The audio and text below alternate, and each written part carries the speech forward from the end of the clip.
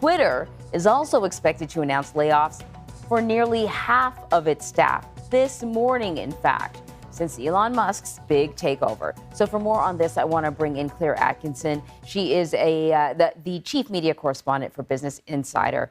Thanks for joining us. Listen, Claire, we're going to start with Twitter.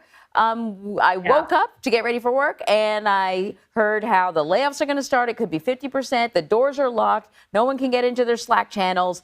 This is it.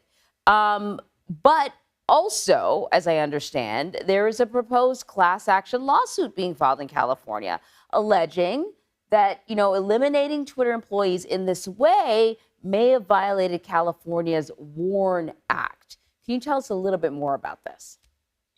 Yeah, I mean, it's a logical move for these people. They have lost their jobs. They were given no notice. That's against the law. And they've banded together to say, this is not right, and we're going to sue you. And, it wouldn't be the first time that Elon Musk has done unconventional things that are not typical corporate practice. Of course, back in 2018, he did the famous 420 tweet about taking Tesla private, was forced to pay a fine to the SEC over that tweet. This is a unconventional CEO who does things his way. He bought Twitter for $44 billion, and now he's got to make it pay. That's why these people are being ousted from their roles. The other problem that he's got is that advertising is the main source of revenue at Twitter. And what we saw in the past week is a whole range of advertisers putting their ad campaigns on pause until they see kind of what the environment's going to be like. They're worried about their brands being in a safe environment, of course. So certainly lots going on. Twitter in the headlines every single day at the moment. It's kind of worth noting that Elon's own Twitter presence has jumped from around 30 million a couple of years ago to 113. He's the guy everybody wants to follow on Twitter right now, obviously, because he's making all the news. He is making some moves. And despite the way this is going down, Twitter is not the only tech company that's been laying off a lot.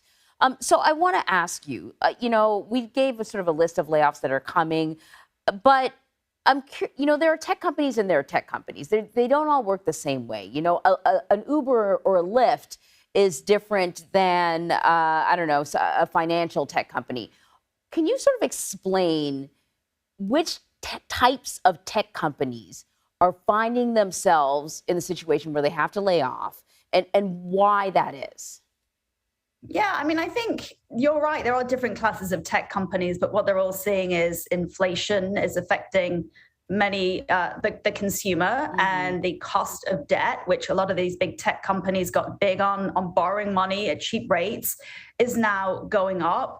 They're listening to big bank CEOs talking about the coming storm and the recession on the horizon, and they are battening down the hatches. And what we saw during the pandemic is that we all became extremely online. We all ordered things. We were all homebound. We were subscribing to streaming channels. We were ordering food. And that created this huge tech boom. It created a situation where New York City, for instance, grew its tech jobs by 30% over 5 years. That's a huge number.